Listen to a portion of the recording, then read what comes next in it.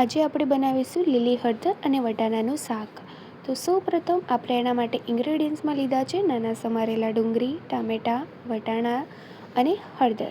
અહીંયા આપણે આદુ મરચાં અને લસણની પેસ્ટ બનાવી દીધી છે. પછી આપણે પેનમાં ઘી મૂકીશું ગરમ કરવા. એમાં એક બાજુ આપણે હળદરને શેકી દઈશું, બીજી બાજુ ટામેટાં, ડુંગળી અને આદુ મરચાં લસણની પેસ્ટ બનાવે છે એને સારી એવી શેકી દઈશું. ત્યાર પછી આપણે બાફેલા વટાણા નાખીશું, એને સારા એવા મિક્સ કરી અને આપણે શેકેલી હળદર છે એને પણ આમાં નાખી દઈશું. બીજા મસાલામાં આપણે ઉપરથી મરચું, મીઠું, ધાણા જીરા પાવડરને એડ કરીને એને સારું એવું મિક્સ કરી દઈશું. ત્યાર પછી એમાં 1 કપ જેટલું દહીં આપણે સારું એવું ફેટીને લીધું છે.